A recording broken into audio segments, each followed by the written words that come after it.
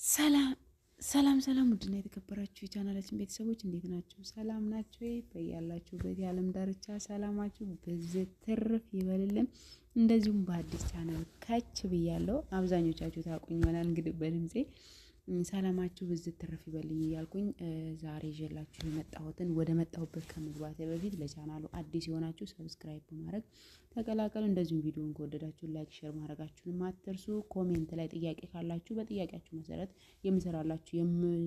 እንድሰራላችሁ የምፈልጉትን ነገር ኮሜንት ላይ አስቀምጡልኝ፣ እሰራላችኋለሁኝ።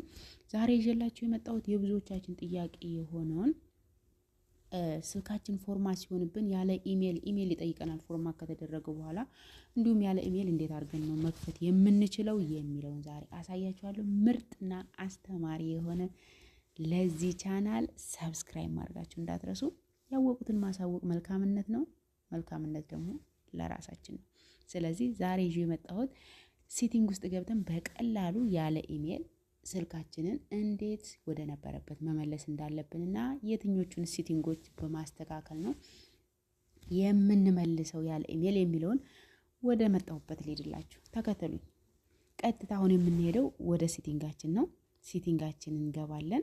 ሴቲንጋችን ስንገባ ወደ ታች እንደዚህ ስናንሸራትተው ምን አለብሰኝ የአንዳንዶቻችሁ ዴቨሎፐር ኦፕሽን የሚል ካልመጣላችሁ እዚህ ጋር ማለት ነው እዚህ ጋር ያለውን ዴቨሎፕ ኦፕሽን የሚል ካልመጣላችሁ እዚህ ጋር ትገቡና አባውት ፎን የሚለው ጋር ትገቡና አሁን እዚህ ጋር እንደምታዩት የስልካችን የተገዛበት የስልክ ቁጥራችን ዓመተ ምህረት ምናምን የስልኩ ከየት እንደተሰራ ምናምን ያሳያል እዚህ ጋር ማለት ነው። ስትገቡ የት ሀገር ብራንድ እንደሆነ ያሳያል።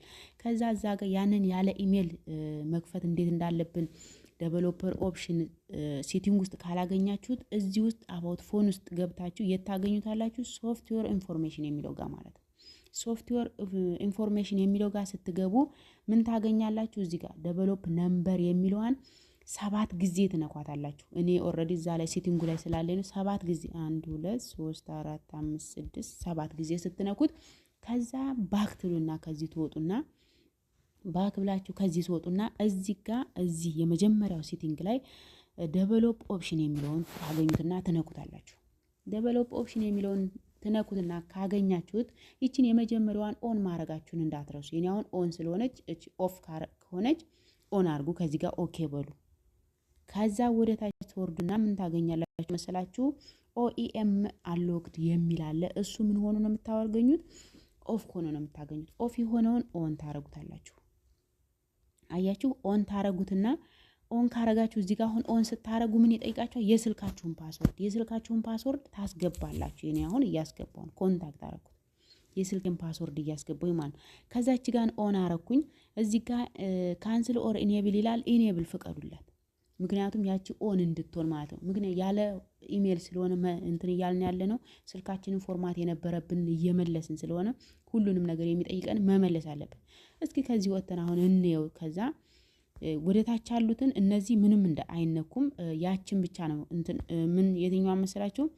ኤምኦ አንሎክድ የምትለዋንና የመጀመሪያዋን ኦን ዴቨሎፕ ኦፕሽን የምትለዋን ኦን ማድረጋችሁን እንዳትረሱ።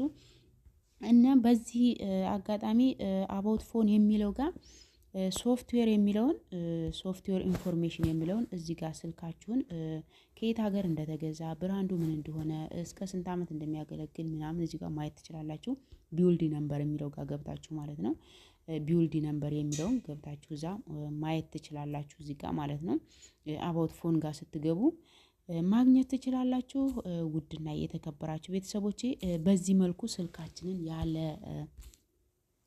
ኢሜል በቀጥታ ማስተካከል እንችላለን እላችኋለሁ። ስልካችን ፎርማት የሆነብንን በሚያስቸግር መልኩ፣ ምክንያቱም ኢሜላችንን ልንረሳው እንችላለን። ኢሜላችንን ከረሳ ነው ደግሞ ፓስወርድ ይጠይቀናል ኢሜል ስናደርግ።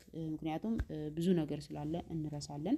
ኢሜላችንን እንኳን ብናስታውሰው ፓስወርድ ስለሚጠይቀን፣ ስለዚህ ምንድነው ማድረግ ያለብን? በቀላሉ መንገድ ሴቲንጎችን በማስተካከል የነበረንን ፎርማት የሆነብንን ስልክ መመለስ እንችላለን። ውድና የተከበራችሁ ቤተሰቦቼ ያልገባችሁ ጥያቄ ካለ እንዲሁም አስተያየት ካለ እቀበላለሁኝ። እንድሰራላችሁ የምትፈልጉትም ጥያቄ ካለ ኮሜንት ላይ አስቀምጡልኝ። ውድና የተከበራችሁ ተመልካቾቼ አመሰግናለሁ። ለዛሬ ይዤላችሁ የመጣሁት ይህን ይመስላል። በቀጣይ በሌላ ቪዲዮ እስከምንገናኝ ሰላም ሁኑ። መልካም ቆይታ